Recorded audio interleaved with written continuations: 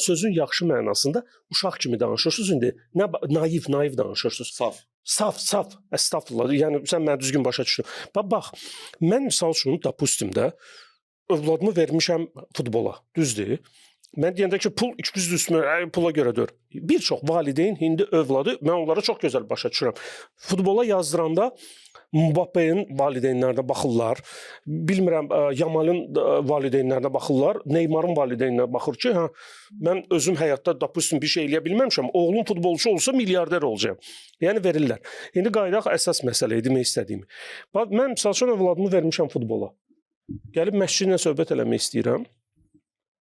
Mənə deyirlər stadiona girmək olmaz. Azərbaycanda bu kimi saxlayacaq. Gedib stadionun qabağında gözləyəcəm onu. O çıxanda çəkəcəm, qardaşım. Bu sən mənim canım. Mən sənə hər ay mən sənə 100 manat cibə basacağam mənim oğlumu şeylə. Yəni bu söhbətlərdən qurtulmaq lazımdır. Ümumiyyətlə ləğv eləmək lazımdır. Güllələmək lazımdır mənəvi mənada. Nəzarət olmalı, ciddi. Bu nəzarət də olmasın. İndi açıq danışaq. Gəlin hər şey əyri oturaq, düz danışaq. Bax qardaş, heç kimi misal çəkmək istəmirəm. Mən məşqçiyəm. Uşaqlarla işləyirəm. Mənə verirlər 700 manat, 800 manat, 1000 manat aya pul verirlər.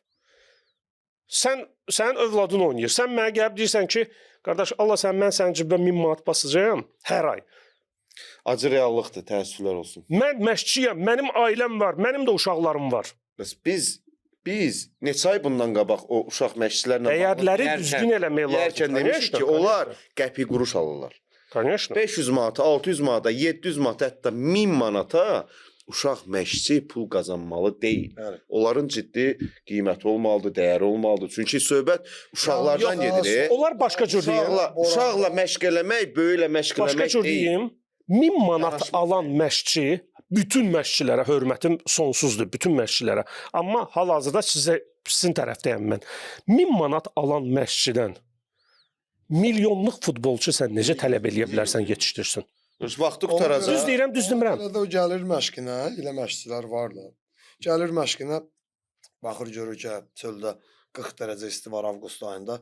Deyir, başımı gün deşə-deşə. Yola verim 2 saat, 3 saatımı. Gəlir elə topu tutdu uşaqların qabağına. Oynuyor. Qarğa bazar. Görsən bu yanaşmamız. Orada bu nə taktika keçir? Birini deyirik, o birisinə keçirik. Söhbət də ondan gedir ki, yəni o qədər ürkəklərimiz var ki, birinci bunları düzəldək. Ondan sonra futbola keçək.